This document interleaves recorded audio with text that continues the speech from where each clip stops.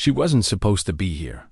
Not on this range, not in this line, and definitely not standing behind a rifle that could reach out and touch a man from 3/4 of a mile away. The air tasted like hot brass and dust, somewhere downrange. A steel silhouette shimmered in the heat haze. Sarah's hand small, precise, settled on the rifle stock like they'd been carved for it.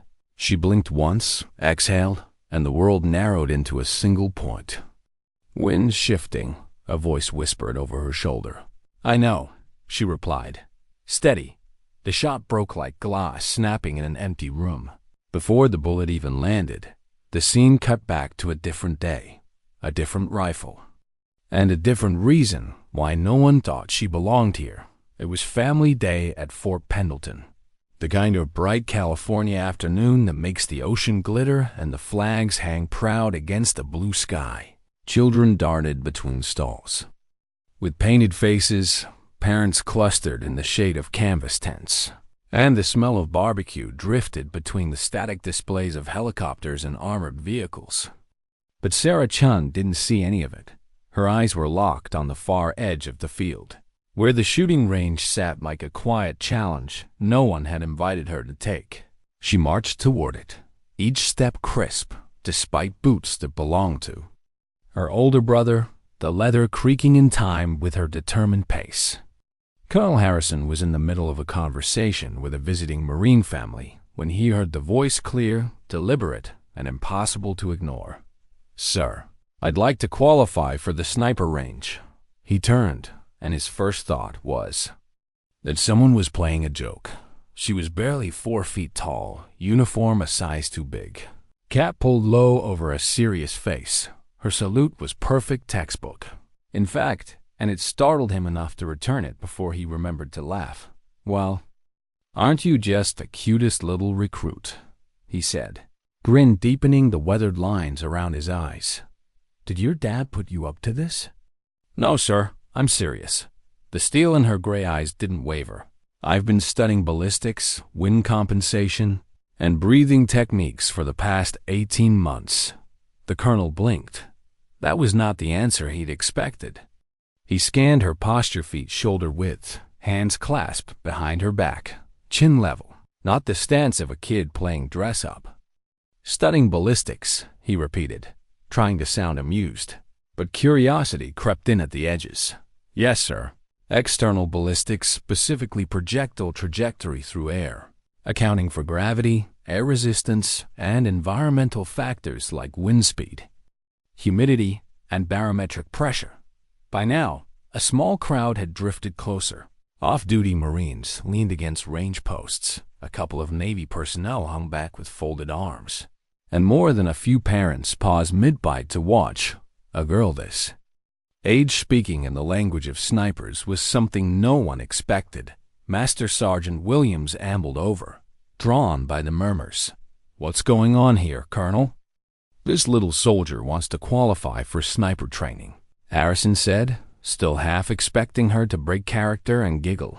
But she didn't. Instead, she looked up at Williams with calm confidence. Most people assume children lack the physical and mental discipline for precision marksmanship, but smaller stature can mean greater stability and a reduced target profile. "Kid talks like she swallowed a field manual," muttered Corporal Jackson. Harrison took a longer look. Her boots too big were laced right. The uniform borrowed was pressed, and her eyes. Those eyes carried an intensity that was almost unsettling. "All right, little soldier," Harrison said finally, deciding to humor her. "One shot. Hit the target at 100 yards, and I'll personally escort you to the advanced course." Phones came out immediately. This was going to be a story to tell over beers. A child's ambitious failure on display for all to see. Sarah nodded. "Thank you." "Sir, I accept. Which rifle will I be using? And what's the current wind speed?" The colonel blinked. "Wind speed?" "Yes, sir. I can see the flags indicate 8 to 10 miles per hour from the southwest. But I'd prefer an exact measurement for proper windage adjustment." Williams raised his brows, checked his handheld meter. 9.2 miles per hour, southwest. "Thank you, Sergeant. And the rifle?" "M4 carbine, standard issue." "Understood. What's the zero distance on the optics?" A few Marines exchanged looks. The colonel answered automatically, 200 meters. "Then I'll need to adjust for bullet drop at 100 yards, about 2 inches high, with standard 556, she said. The colonel's amusement was fading fast. "Let's see what you've got." The range stretched out before them, heat shimmering above some baked dirt. Targets at staggered distances swayed gently in the breeze. The smell of gun oil hung in the air, mingling with the faint tang of spent powder from earlier demonstrations. Master Sergeant Williams handed her the rifle, expecting to see it dip under the weight, but she accepted it with ease, flipped it open, checked the chamber, locked to safety, all with the efficiency of muscle memory. "Weapon clear and safe, Sergeant," she reported, voice carrying just enough to hush the murmurs. "Where'd you learn to handle a rifle like that?" Harrison asked for the first time. Something flickered in her expression, a quick shadow of grief. "My mother taught me before she deployed." That landed heavy. The phrase "before she deployed" carried unspoken weight on Marine base. Heads lowered instinctively. Sarah moved to the line, went prone, and settled into the rifle as though sinking into a familiar ritual. Breath slowed, muscles aligned. The chatter behind her thinned to silence. Inhale. Exhale halfway. Hold. Squeeze. The rifle cracked. Dead center. Rodriguez's voice confirmed from the spotting tower. The crowd reacted in a ripple of murmurs, disbelieving laughter, a few quiet curses. Harrison stared at her. "Permission to advance to 300 yards, sir?" "Not yet." His voice was low. "Who's been training you?" She looked away, scanning the crowd like she was searching for someone. "I can't say, sir. I promised." Williams leaned in gently. "Promised who?" She straightened. "A Marine's word is their bond." Harrison's eyes narrowed. "Your mother was a Marine, wasn't she?"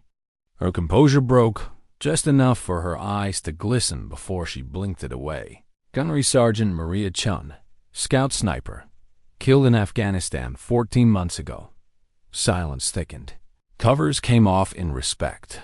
"Someone's been teaching you her trade," Harrison said. "Every day after school while Dad works late. I walk to the neighbor's house. We practice until dinner."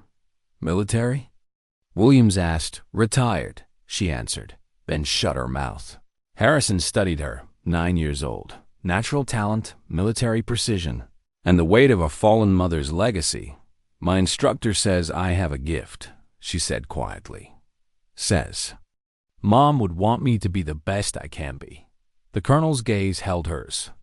"And let's see just how good you really are." The crack of her 100-yard shot was still echoing across the range when the first radio calls went out. By the time the murmurs faded into the crowd, word was already spreading beyond the family day picnic tables. Something unusual was happening. At range 5, Sarah stood with her hands clasped behind her back, calm as stone. As the colonel considered his next move, he'd seen enough to know this wasn't luck. Still, there was protocol. No child, not even one who could outshoot most. Marines was supposed to be here. He didn't get the chance to decide. A new voice cut through the air. "Colonel Harrison." The crowd shifted like a wave, parting for a man in desert camis, sleeves rolled, broad frame casting a long shadow.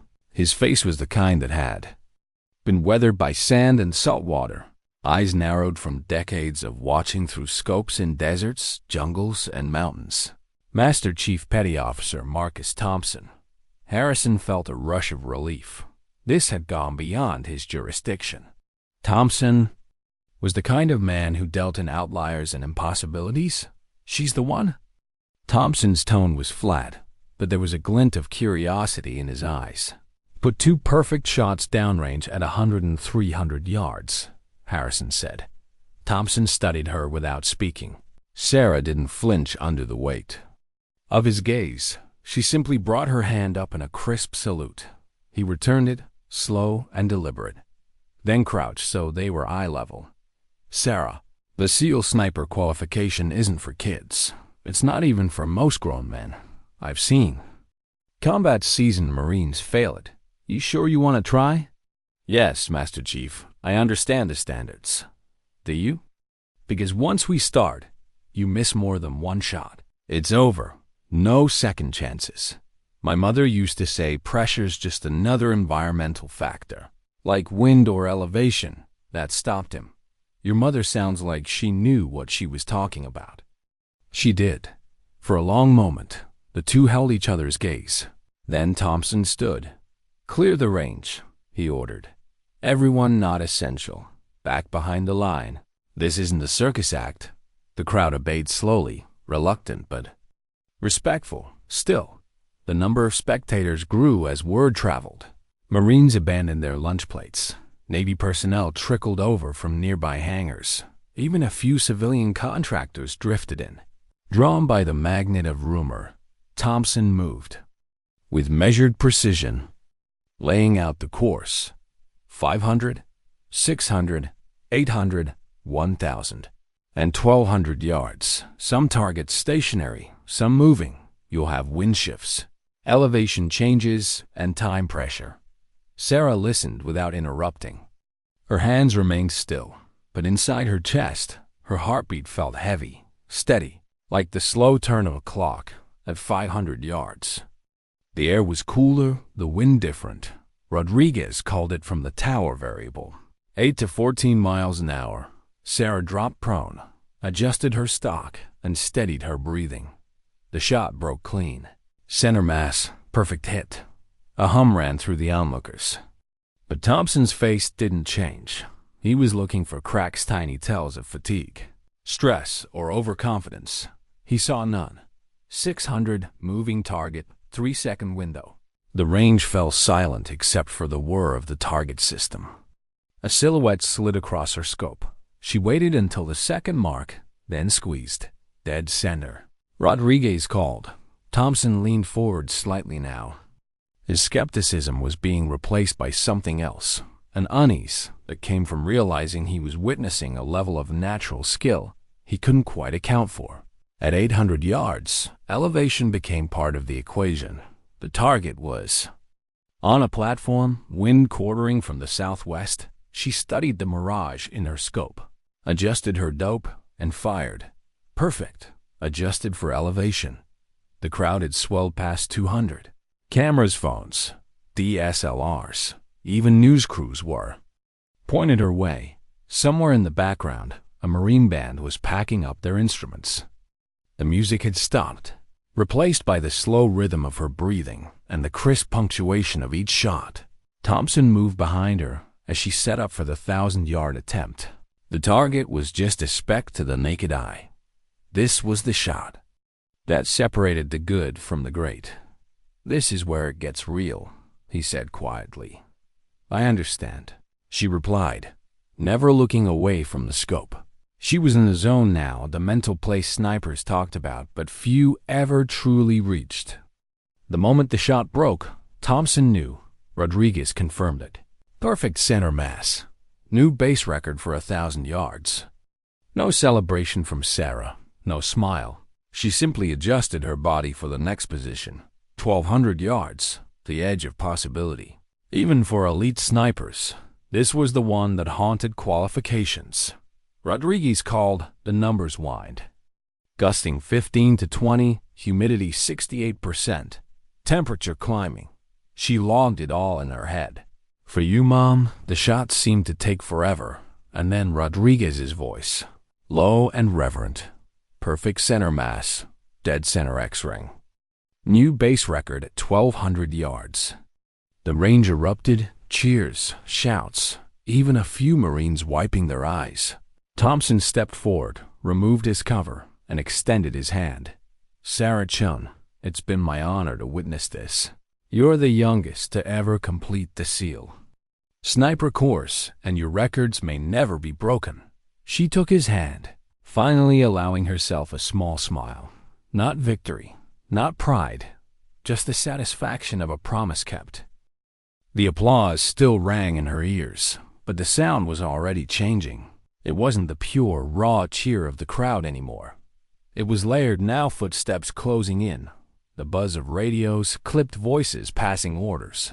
The celebration was already being repackaged into something official.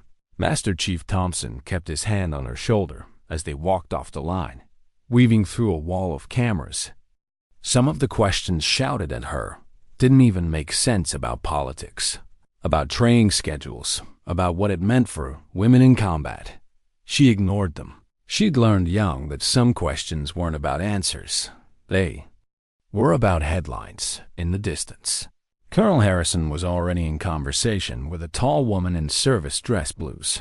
The sharp cut of her uniform, the silver eagle on her collar, and the way Marines unconsciously straightened when she passed left. No doubt, this was someone who could sign orders that changed lives.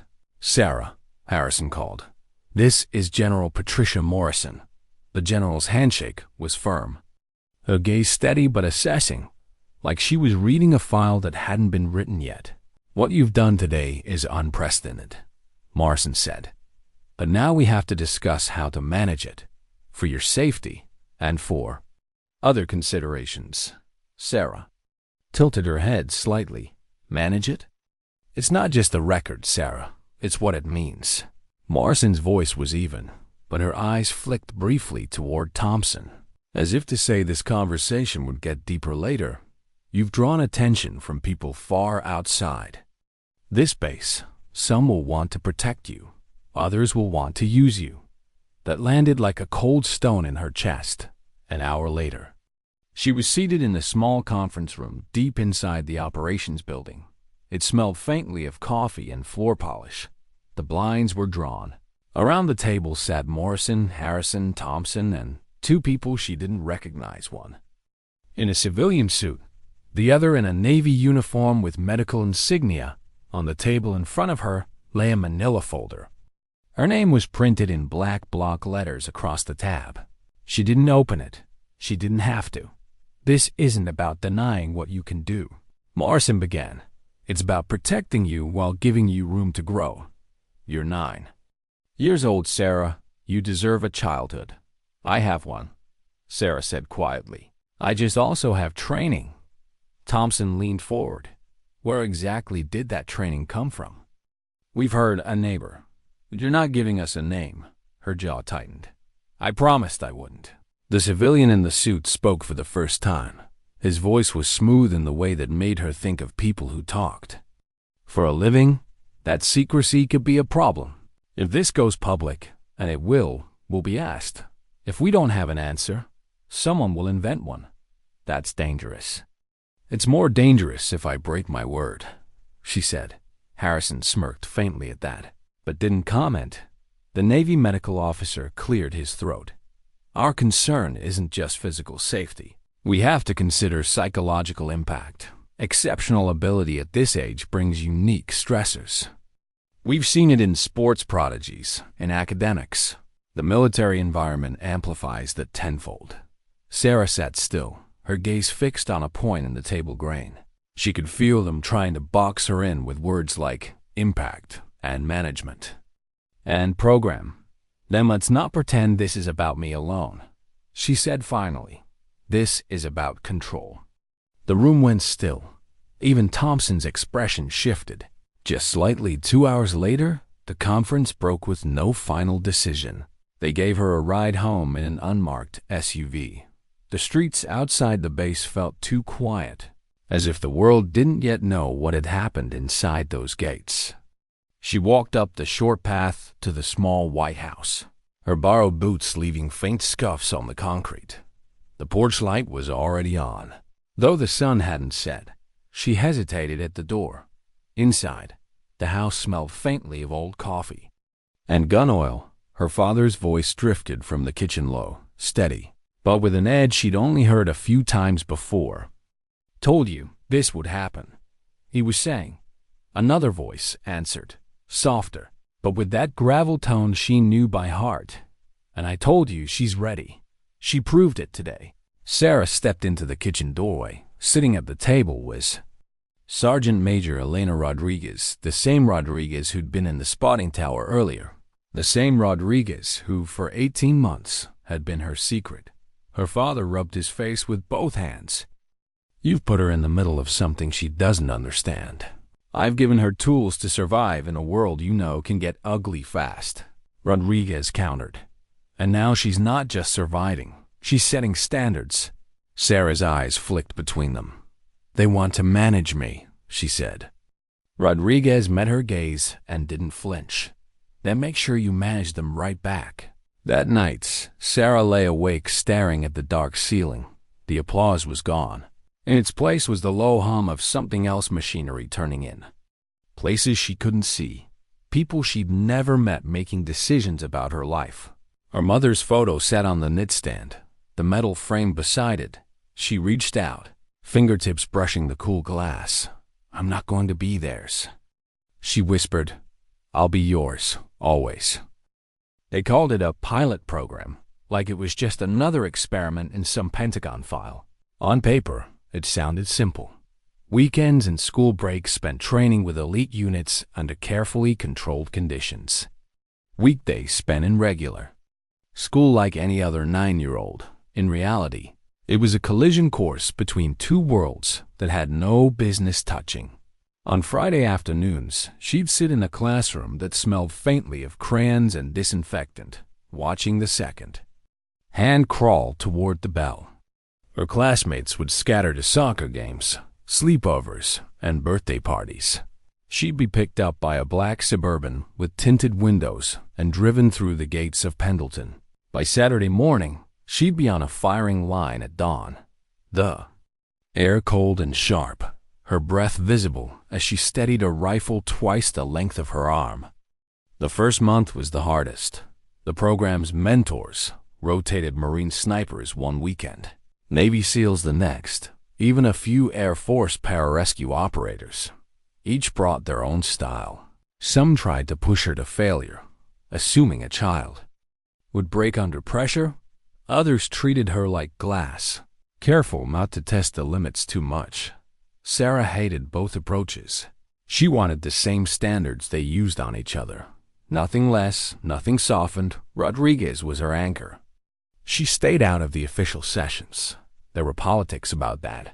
But every Sunday night, she'd debrief Sarah quietly over tea at the kitchen table.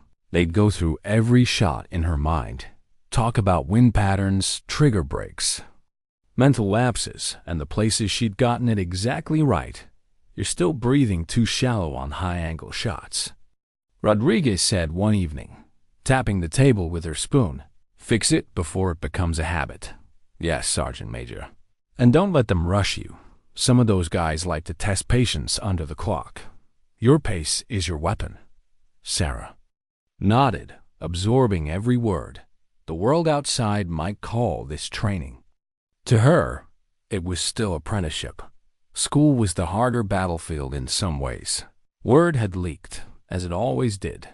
By the second week, kids whispered in hallways, half in awe, half in mockery. Someone started calling her G.I. Jane Jr.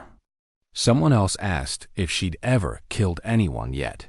Teachers were polite but careful, as if her presence was something fragile that might shatter under the wrong question. Only one teacher, Mr. Howard, the history teacher, treated her like nothing had changed. He didn't even bring it up, and Sarah liked him for that. One Monday morning, a reporter in a dark sedan parked across from the school, camera lens peeking from the window. Sarah didn't acknowledge it, but she saw. That night, her father found her cleaning her boots. They're not going to leave you alone. Kiddo, he said, I know. You don't have to give them anything. I won't. But deep down, she knew not giving them anything was a battle she might not always get to fight on her own terms. By December, the program shifted. It wasn't just about range work anymore. They added navigation, camouflage, urban observation drills. Some weekends she'd be lying in a field for hours, watching a single building through binoculars, logging every movement inside. Other times, she'd be moving through mock villages with an M4, learning the difference between stillness and invisibility. During one urban exercise, her partner, a full-grown Marine corporal, missed a moving target. Sarah tagged it clean. "Don't take this the wrong way," he said afterward, shaking his head. "But you freaked me out a little." "Why?" "Because you don't look like you should be able to do any of this, and yet you do." She didn't know how to answer that. It wasn't a compliment or an insult. It was just truth. The first hint that someone outside the U.S. had taken an interest came quietly. Thompson caught her after a session one Sunday afternoon. "We've had to lock down your training records," he said. "Why?" "Because we had a data request from an independent defense think tank based overseas. And that's the polite version. The less polite version is they're fishing for details about you." Sarah felt the hairs on her neck stand up. "How much do they know?" "Enough to know your name, and that's too much." She nodded slowly, filing the information away like a target location in her scope. That night, she asked Rodriguez about it. The older woman's jaw tightened. "You don't need to worry about who's watching. You just need to be ready for the day someone tests you." Sarah didn't ask what tests meant. She didn't need to. In late January, Morrison herself pulled Sarah aside after a training debrief. "You're going to get an offer soon," the general said. "What kind of offer?" "The kind that comes wrapped in praise and opportunity, but it's really about ownership." Sarah narrowed her eyes. "From who?" "Let's just say, people in uniform aren't the only ones paying attention to what you can do." Sarah thought of the sedan outside her school, the foreign think tank, the sudden way certain strangers seemed to linger too long at the edge of a crowd when she trained.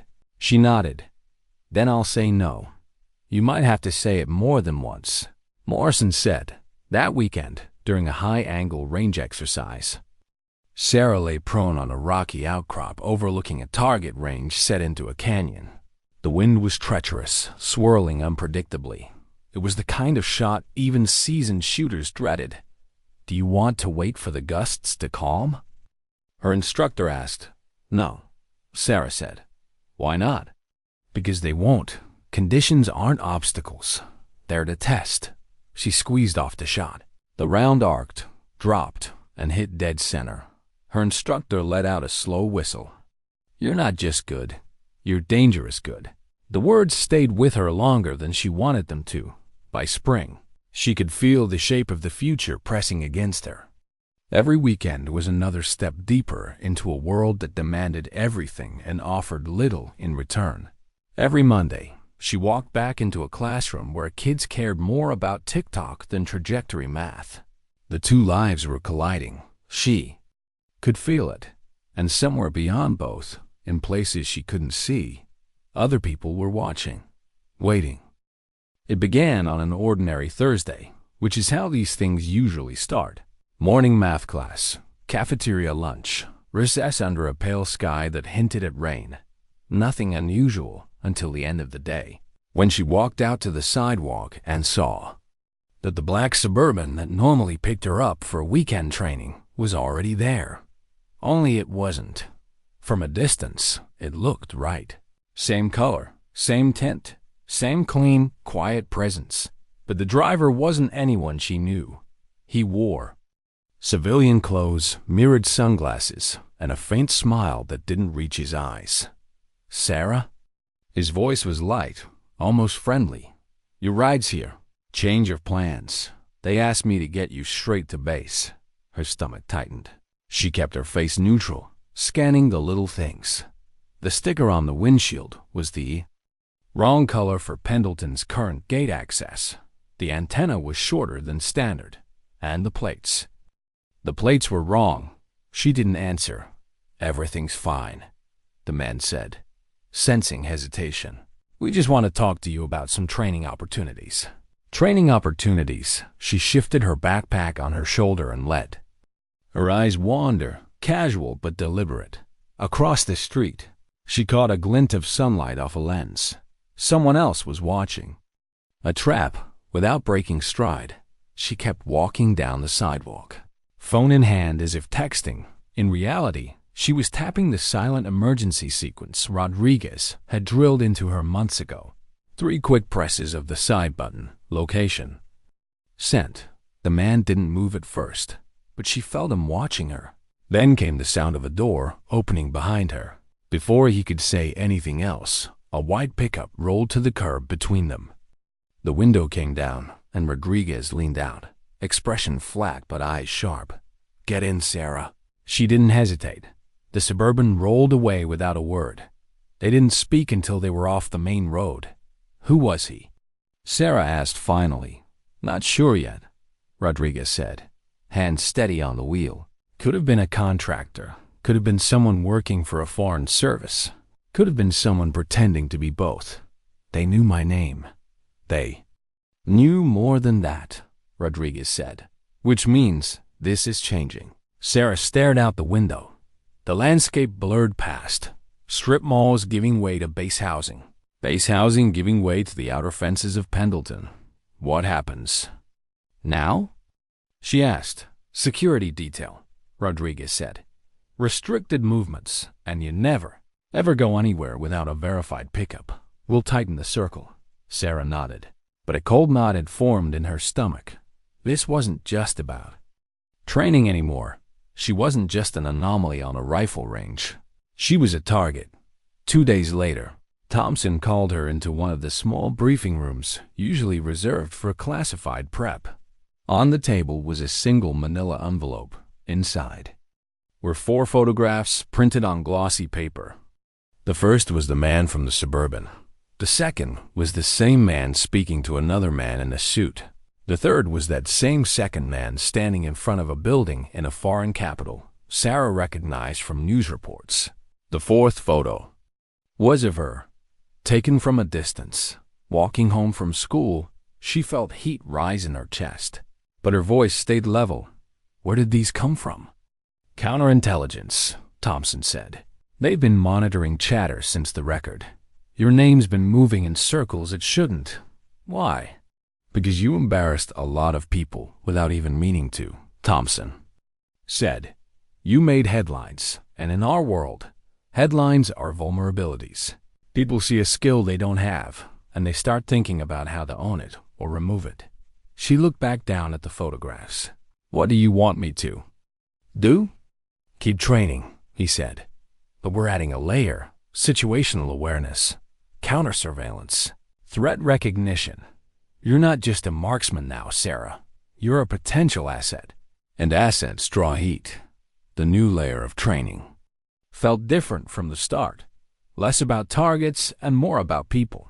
How to tell if you were being followed. How to map exits in your head without looking like you were mapping them. How to spot the subtle exchange of a look between 2 strangers. That meant they were working together. And always at the end, Rodriguez's voice in her ear. "Be ready to make the decision before the decision makes you." 2 weeks later, she got tested for real. It was late afternoon, and she was walking from the training field toward the main admin building. The base was quiet, most personnel off duty, the sun low and painting everything in that golden light that made it feel safe. Until she saw him, not the man from the Suburban, someone else. But she recognized him from one of Thompson's briefings. His gait was wrong for a tourist. His jacket bulged slightly at the side, and he was watching her reflection in the glass. As she passed the building, she didn't break stride, didn't look at him directly. Instead, she altered her path slightly. Using the edge of a Humvee to break his line of sight, she counted silently 1, 2, 3. Then she turned sharply and cut down a service alley, picking up her pace. If he followed, she'd know. Footsteps, decision time, she ducked into the side entrance of a maintenance shed, slipping behind a half-open door, heart steady, breath low. The footsteps drew closer, hesitated, then passed by. She waited 30 seconds before moving. When she stepped back into the open, Rodriguez was there, leaning casually against a truck. "You cut him off," Rodriguez said. "I didn't want to lead him anywhere I didn't control." Rodriguez's mouth twitched in what might have been the faintest smile. "Good. You're learning. That night, Sarah lay awake, staring at the ceiling. She thought of the man in the Suburban, the photographs, the stranger on base. She understood now. The target she'd hit at 1,200 yards wasn't the hardest one she'd ever face. The hardest ones would be the ones she couldn't see until it was already happening. The invitation didn't come on paper. It came as an order. Rodriguez handed it to her over breakfast. A plain, white envelope with nothing but her name and the seal of the Department of Defense. Inside was a single sheet. Location, Quantico, Virginia EVE&T. Joint Forces, Capabilities Demonstration ROL. Precision Engagement Segment DATE. Classified until departure. Sarah read it twice, then looked up. Demonstration? Rodriguez nodded. Big one, generals, foreign defense attaches, media. This isn't just about you hitting a target. It's about the message that sends. What message? That you're not someone to be acquired, she understood. The demonstration wasn't about showing what she could do. It was about showing that she belonged to the United States, that anyone thinking about pulling her into another orbit would have to think twice. Quantico in March was colder than California. The air bit through her jacket as they walked toward the secure range where the demonstration would take place. Cameras were already being set up. Military police lined the access points. The seating area was split into 3 distinct groups. U.S. brass and dress uniforms, foreign observers in tailored suits and neutral expressions, and the media. Cameras poised, lenses hunting for the perfect angle. In the center of it all, the range stretched like a stage, each firing lane marked with a target well beyond what most of the observers had ever fired at in their lives. Thompson was already there, clipboard in hand. You'll run 5 shots, increasing in difficulty. Last one's 1,000-yard crosswind. That's the one they'll remember. Sarah adjusted the sling on her rifle. Who's the they? Everyone who thinks they might own a piece of you someday, Thompson said. The first target was a warm-up 500 yards, broad silhouette. She took it in a single clean shot. No adjustment needed. The second, a smaller plate at 600 yards, required a quick windage correction. Hit, first round. By the third, a moving target at 800. She could feel the shift in the crowd. The Americans were leaning forward. The foreign observers were murmuring to each other in low tones. The fourth shot was the kind she could almost do in her sleep now. 900 yards. Angled elevation. The report from Rodriguez in the spotting scope was crisp. Impact, dead center. And then came the final shot, 1,000 yards. Crosswind gusting 12 to 18 miles per hour. Air temperature dropping, humidity rising. Sarah settled into position, cheek resting against the comb of the stock, scope lens framing the distant target. She could feel the eyes of everyone behind her. Generals, attaches, journalists, watchers. She couldn't name. She let her breath steady. In her mind, she blocked them out, replaced them with a single memory. Her mother on the back porch, adjusting a sling on a rifle far too big for her small hands, saying softly, "You don't fight the wind. You work with it." The shot broke clean. A half-second later, the metallic ping of impact rolled back across the range. Dead center. There was polite applause from the dignitaries, louder from the media section. But the real reaction came later, in the quiet moments between departures. A tall man in a charcoal suit approached, his badge identifying him as part of a strategic liaison office. His handshake was light, his smile practiced. "Quite a performance," he said. "Have you ever considered international competition? Non-military, of course. Olympic-level shooting could be a platform for you." Before Sarah could answer, Rodriguez stepped between them. "She's not available." The man's smile didn't falter, but his eyes narrowed just a fraction. "Everyone's available, Sergeant Major. It's just a question of who asks." "And how?" Rodriguez didn't blink. "Then consider this a no from the United States Marine Corps." The man inclined his head slightly and moved off. Disappearing into the slow-moving crowd on the flight back to California, Sarah sat by the window, watching the clouds drift below. "Did I do what they wanted?" she asked finally. Rodriguez didn't look up from her notebook. "You did better. You reminded them you're not a trophy. You're a force." Sarah looked back out at the clouds. The demonstration had gone exactly as planned, but something about the man's voice stayed with her. The way he said everyone's available. It didn't sound like a question. It sounded like a warning. It happened at dusk, the hour when security feels safe enough to get comfortable.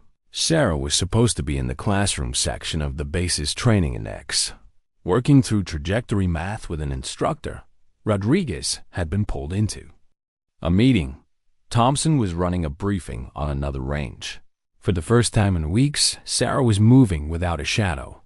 She didn't notice the gap until she stepped outside for air and saw the gate across the yard. It was open, not wide, just enough for a slim body to slip through. No guard at post. Unusual, but not impossible during shift changes. She almost ignored it, almost. Then she saw the vehicle, parked 50 yards beyond the fence line, angled just right to keep its plates out of view from the cameras.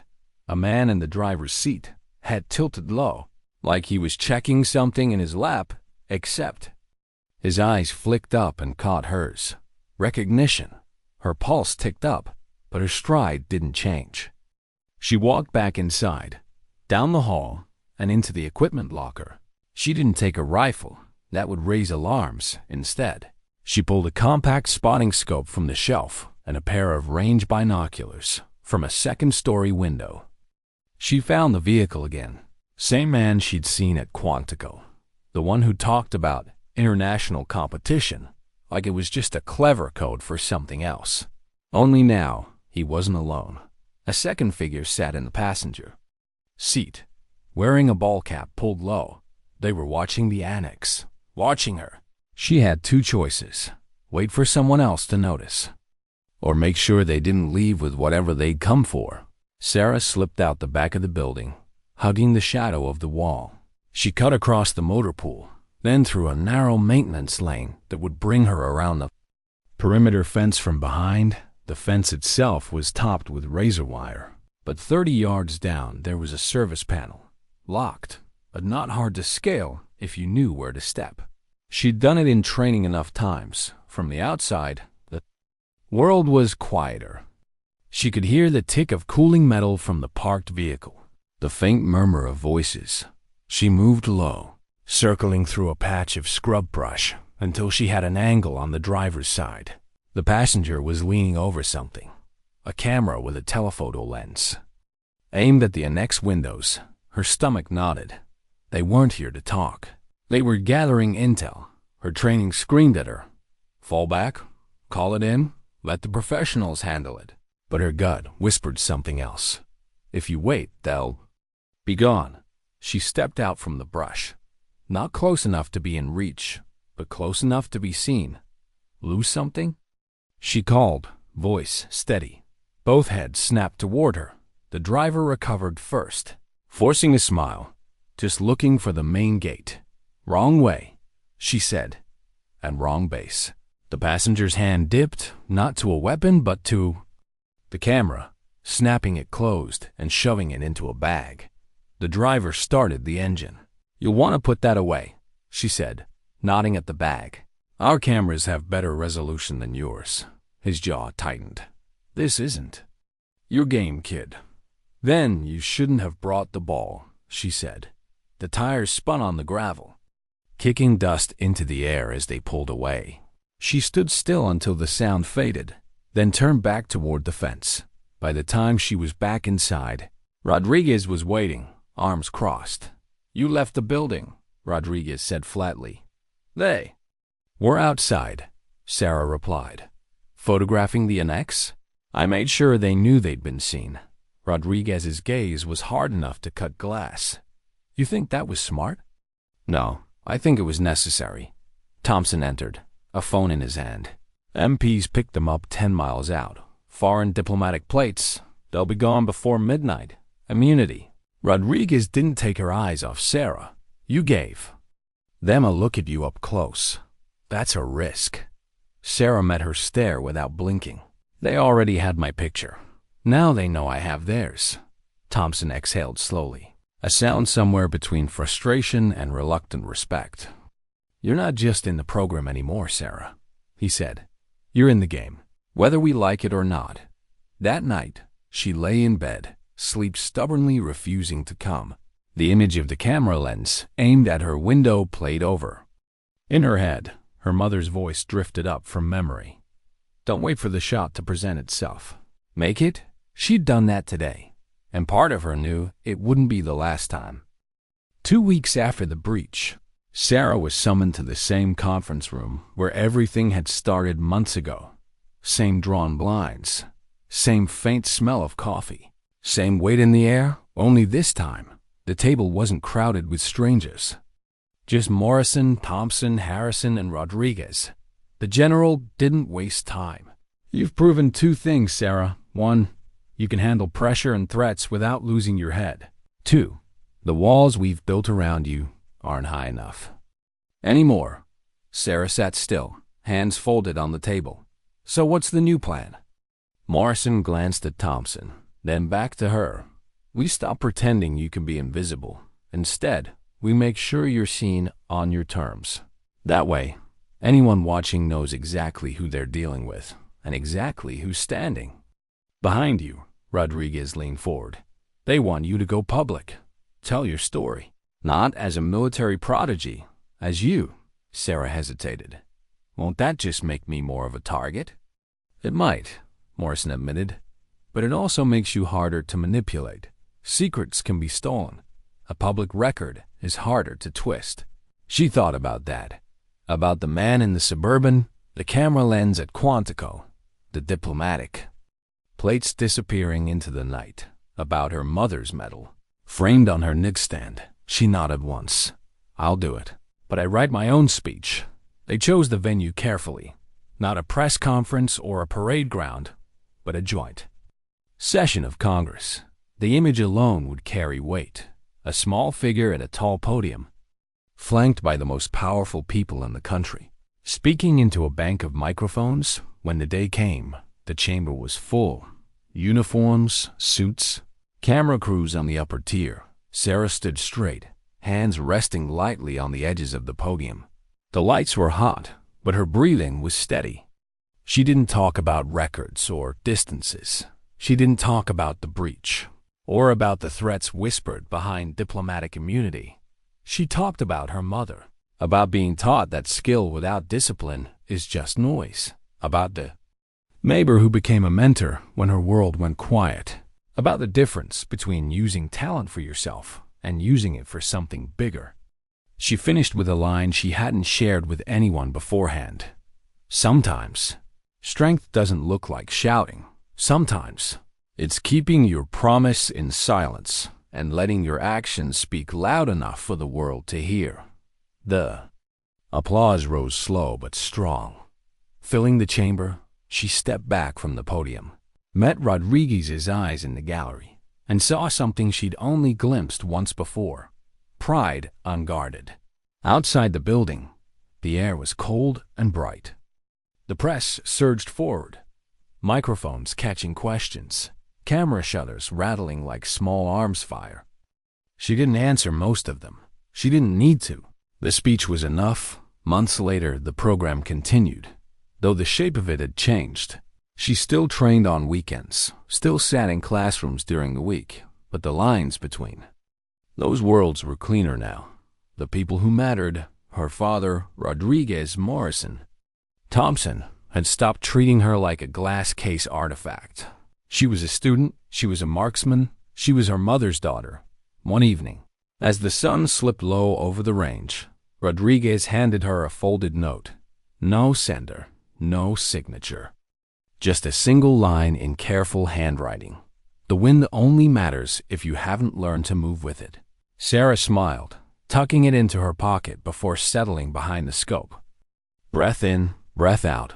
The shot broke clean, ringing steel in the distance. And for the first time since that day at Fort Pendleton, She felt not like someone proving herself, but someone simply doing what she was meant to do. Sometimes, dignity doesn't speak. It simply acts.